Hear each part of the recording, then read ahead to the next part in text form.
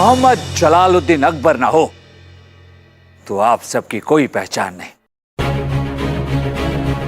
और वजीर आजम जी, माना कि हम आप जैसे अक्लमंद नहीं, लेकिन आपकी बात आप ही को समझा सके इतनी अकल जरूर रखते हैं। आपने कहा था कि भले ही मसालों की कोई तारीफ नहीं होती, उनका कोई जिक्र नहीं होता, लेकिन सभी जानते हैं कि सब्जी मसालों की वजह से ही स्वादिष्ट बनती है। उसी तरह दास्तान अकबर में भले ही आप में से किसी की भी तारीफ ना हो, आप में से किसी का भी जिक्र ना हो, लेकिन जिनका जिक्र है जहांपना अकबर, लेकिन सभी जानते हैं कि उनकी कामयाब जिंदगी में आप सब मसालों यानी कि रिश्तों का हाथ है। और शहजादे, आपने भी बिल्कुल सही फरमाया कि सब्जी में मसाले नजर नहीं आते, लेकिन उनकी खुशबू इस बात का एहसास दिलाती है कि वो हैं। भले ही दास्तान अकबर में आप में से कोई नजर नहीं आता, लेकिन दास्तान अकबर में आप सबकी खुशबू है मसालों की तरह।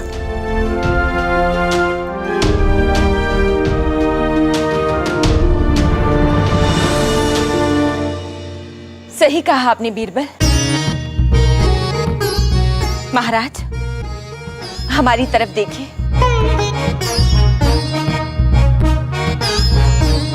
महाराज, ऐसे कहिए ना, हमें इसकी आदत है। आप भी ना महाराज। महाराज, हम अपने नाम और पहचान के पीछे इतना पड़ गए थे कि हम ये भूल ही गए थे कि हमारा आपके जीवन में होना हमारे लिए सबसे बड़ी प्रशंसा है। हमें और किसी उल्लेख की कोई आवश्यकता नहीं है महाराज। हमें क्षमा कर दीजिए।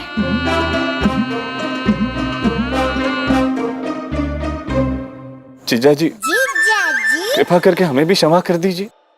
वैसे हमें बीरबल जी की सारी बात तो समझ में नहीं आती, लेकिन ये बात समझ में आ गई कि हम जीरा है और दिग्गी मामू धनिया है और अम्मी जान पुदीना है और आप दम आलू है।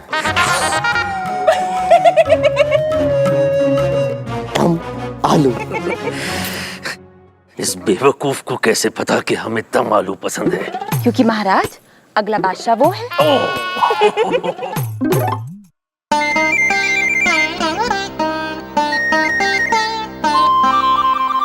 वैसे तो हम सब आज खा रहे थे खोरमा, पर अब समझ में आया कि ये खिचड़ी बीरबल ने पकाई थी।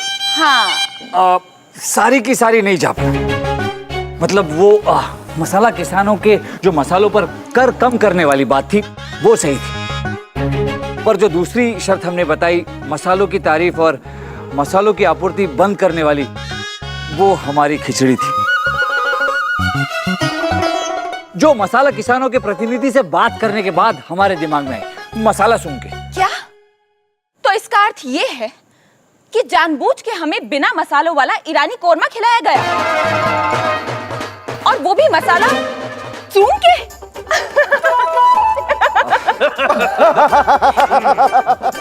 माफ कीजिएगा महारानी साहिबा, पर हमने खानसामा से कहा था कि वो आज खाने में मसाले न डाले। लम्हों बाद हमें ये खुशी नसीब हुई है बीरबल के बदौलत। इसी बात को मद्देनजर रखते हुए हमने फैसला किया है कि ये मसाला किसानों का जो कर है, हम वादा करते हैं कि हम उसे कम करेंगे। कुर्बान जाए आपकी इस मुस्कुराहट पर। चलिए ठीक है, कर को हम माफ कर देते हैं। अरे वाह! 1 साल के लिए बस। महाराज, केवल 1 साल के लिए? हाँ हाँ, कहीं आपका मिजाज बदल गया तो मसाला सूंघ के। महाराज, आप भी ना।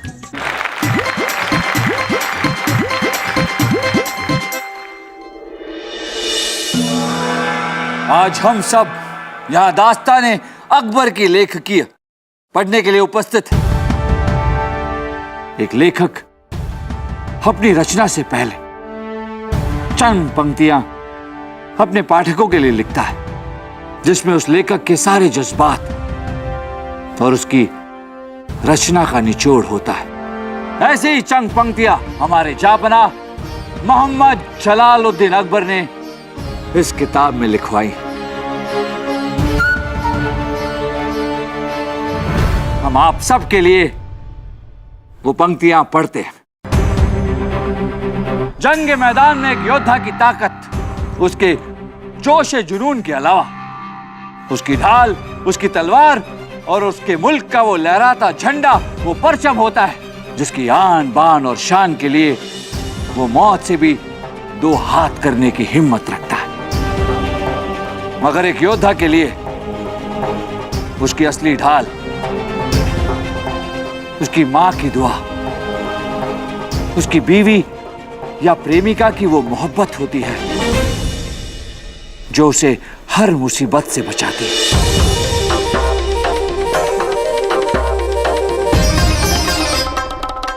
उसकी तलवार में उसकी औलाद के अच्छे मुस्तकबिल के ख्वाहिश की वो चमक होती है जो उसे हमेशा जिंदगी के हर जंग से जीतने की ताकत देती है। और उसके परचम की आन बान और शान उसके परिवार की वो इज्जत होती है जिसके लिए वो मौत से भी दो हाथ कर सकता है।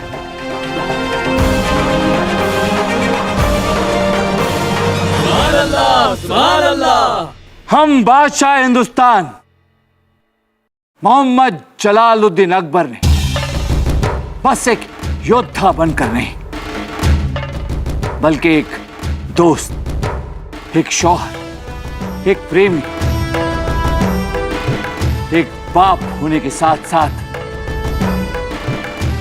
हर दिल अजीजों का अजीज बनकर दास्तान अकबर के हर सफे को रंगा है।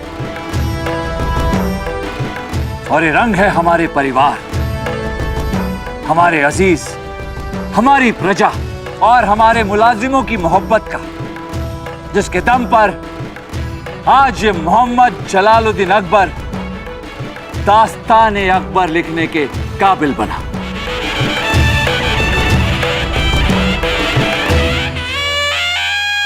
सुभान अल्लाह, सुभान अल्लाह। हमारे बाबा होते तो कह दीजिए कि ये तो कुछ भी नहीं, वो तो इससे भी अच्छा लिखते हैं। नहीं महाराज, हमारे बाबा भी इतना अच्छा नहीं लिख पाते।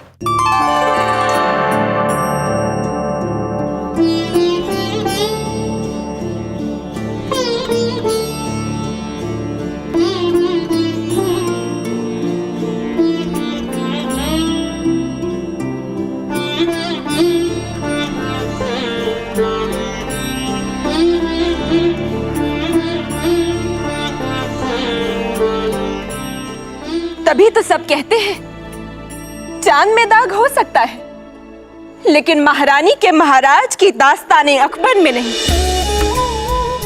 महाराज, हम आज ही इसे पढ़ेंगे, पूरा पढ़ेंगे।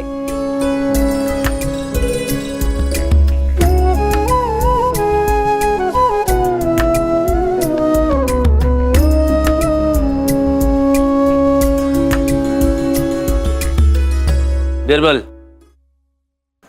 जी जापना।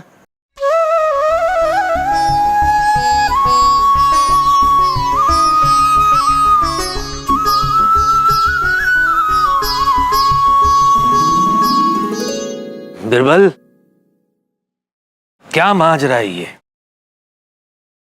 ये शुरुआती पंक्तियां तो हमने नहीं लिखवाई थी। हमने लिखवाई थी जापना। जापना, वो उन पंक्तियों के अल्फाज जरूर हमारे थे, मगर जज्बात सिर्फ और सिर्फ आपके थे जापना।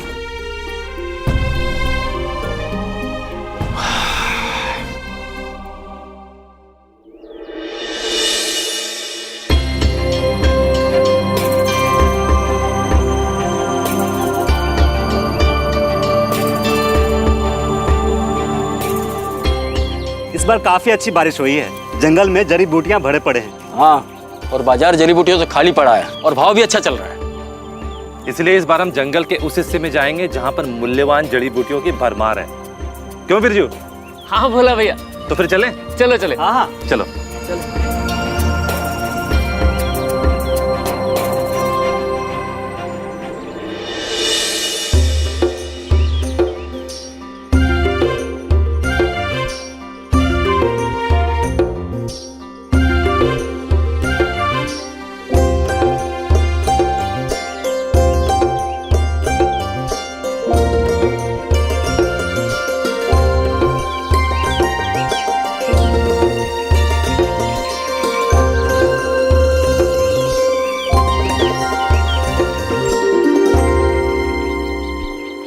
अरे वाह, बहुत बढ़िया। अरे राजा भैया ये क्या कर रहे हो? तोड़ रहे थे। पूरी की पूरी डाल मत तोड़ो, पौधे पर लगे लगे ही बीज निकालो, नहीं तो पौधे खराब हो जाते हैं। ठीक है, ध्यान से। भोला भैया, इस साल मुनाफा बहुत अच्छा होने वाला है हमारा।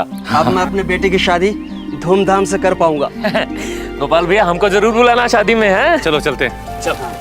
वो किसी मरे जानवर के सड़ी हुई मांस की बदबू आ रही है। बदबू तो आ रही है। लेकिन कोई मरा हुआ जानवर दिखाई तो नहीं दे रहा है हमें।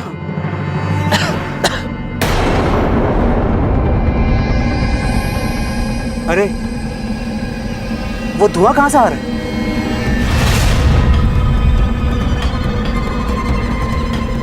अरे बाप रे, कहीं ये वही तो नहीं? वो कौन? कबीले वालों ने कहा था कि इस जंगल में एक आदमखोर पेड़ रहता है। आदमखोर पेड़?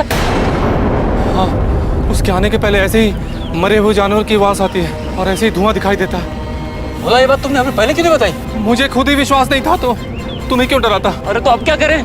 चलो चलो भागो यहाँ से। चलो चलो।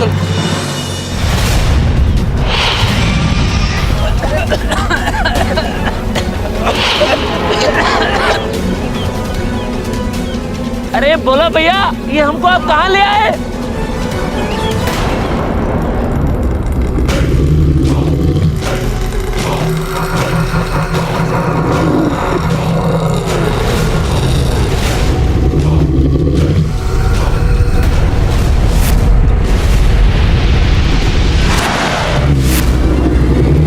भोला भैया, भोला भैया, भोला भैया! देखिए, आप बिल्कुल फिक्र मत कीजिए, हमने मुंशी जी से बात कर ली, वो आपके पिताजी की मदद कर देंगे। जी राजा बीरबल, बस इस साल बीज खराब हो गए, वरना ऐसी नौबत आती ही नहीं। फिक्र मत कीजिए, आपकी मदद हो जाएगी। और हाँ, अपने पिताजी को हमारा प्रणाम कहिए। सलाम कामराज। अरे कामराज जी, प्रणाम। माफ कीजिएगा, हमारा ध्यान आपकी तरफ नहीं था। आप कब से खड़े हैं? हम क्यों खड़े रहेंगे? हम तो अभी आए। लेकिन आप तो अपनी बातों में ऐसे मशगूल थे कि आपकी नजर हम पर क्यों जाएगी?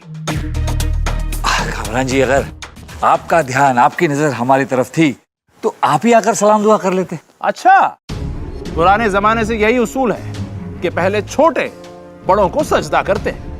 अगर बड़े पहले सजदा करें तो क्या वो छोटे हो जाएंगे? बहस ये नहीं है, बात है पुराने रिवाजों को संभालने की, उसे निभाने की। और वैसे भी लगता है आजकल के लोगों पर नई सोच का भूत सवार है। जमाना बदल रहा है कामराज जी, रिवाजों की जगह तर्क ने ले ली है। नई हवा दिमाग खोल रही है, किताबें नहीं। आज के लोग विश्वास और अंधविश्वास में फर्क करना जानते हैं। जब काली बिल्ली रास्ता काट जाती है तो लोग आगे नहीं बढ़ते। आप बताइए, क्या आप आगे बढ़ते हैं? हम बढ़ जाते हैं क्योंकि हम सोचते हैं कि जैसे हम कहीं जा रहे हैं, बिल्ली भी कहीं जा रही होगी। और अगर बिल्ली ने यह सोच लिया कि हम उसका रास्ता काट रहे हैं तो ओह, मजाक। आपसे अच्छा मजाक तो कोई नहीं कर सकता। लेकिन जिंदगी संजीदगी का नाम है, जो सिर्फ पुराने रिवाजों में है। आपने तो सुना ही होगा, नया 9 दिन और पुराना 100 दिन। चाचा, क्या हुआ? आपके चेहरे की हवाइयां क्यों उड़ी हुई? दरअसल बात ही कुछ ऐसी है। ये लोग जंगल में जड़ी बूटी इकट्ठा करने का काम करते हैं, और जैसे आज ये जंगल में गए तो इनका सामना एक राक्षस से हुआ, जिसने इन पे हमला किया। जानवरों को राक्षस नहीं कहते। नहीं बीरबल जी, वो तो राक्षस से भी भयानक था। वो एक आदमखोर पेड़ था। आदमखोर पेड़? आदमखोर पेड़? जी बीरबल जी, आदमखोर पेड़, वो हमारे भाई को खा गया। देखिए, आप लोगों को एक गलत फहमी हो रही है।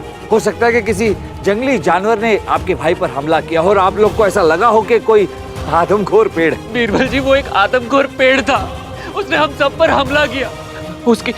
उसकी बेलें निकली और वो मेरे भाई को निगल गया।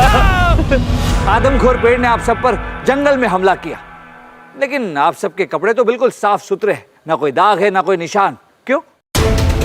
बीरबल जी, आपको क्या लगता है कि हम अपने भाई की मौत की झूठी कहानी आपको सुना रहे हैं? हम सच कह रहे हैं, वो एक आदमखोर पेड़ था और वो हमारे भाई को खा गया।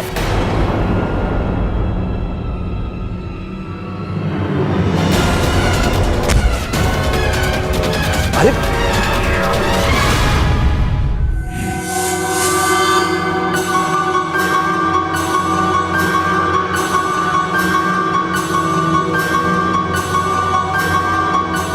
वैजी, कैसी तबीयत है इनकी? इनकी जान को कोई खतरा तो नहीं? पता नहीं अभी, लेकिन ये किस्मत का बहुत धनी है, शायद ये बच ही जाएगा। वैजी, लेकिन ये किस्मत का धनी है, ये आपको कैसे पता?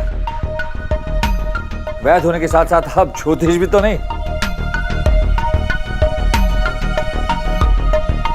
इसमें ज्योतिष की क्या बात है? जो इंसान आदमखोर पेड़ से बच गया तो वो बच ही जाएगा। वैजी, इतने शिक्षित होने के बाद भी आप आदमखोर पेड़ जैसे अंधविश्वास की बातों पर यकीन करते हैं? बीरबल जी, जब उस चीज को देखने वाले कई प्रत्यक्षदर्शी यहाँ मौजूद हैं तो इस बात को नकारा नहीं जाता। खैर छोड़िए, ये बताइए कि इसे किसी जहरीले जानवर ने तो नहीं काटा? इसके शरीर में किसी जहरीले जंतु के काटने का निशान तो नहीं मिला हमें, लेकिन पूर्ण रूप से इसके रक्त की जांच करने के बाद ही हम आपको बता पाएंगे। ठीक है, आप जांच कीजिए और हमें सूचना जरूर दीजिएगा। आप निश्चिंत होकर जाइए, हम इनका इलाज करते हैं और आप उस पेड़ का कुछ इलाज कीजिए। ठीक है जी।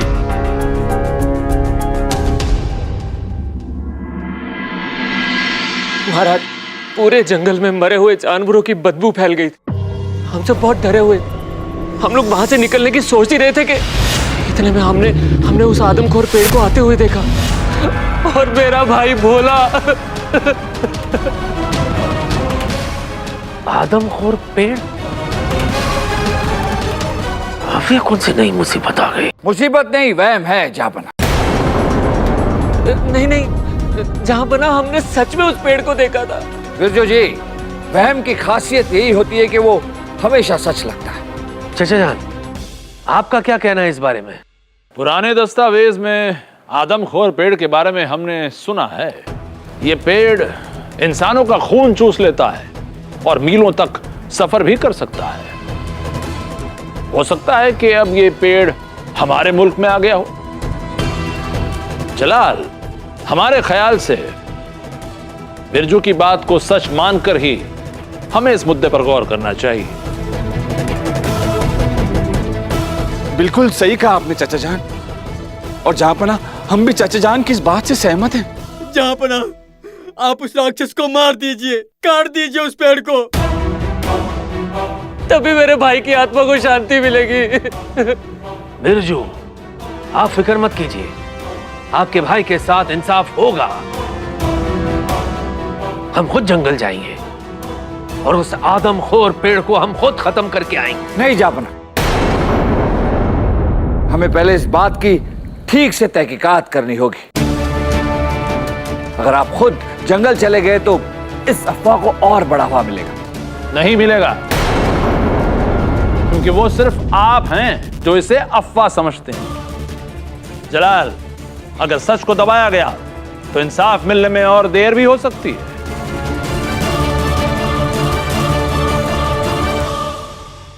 हम जंगल जाएंगे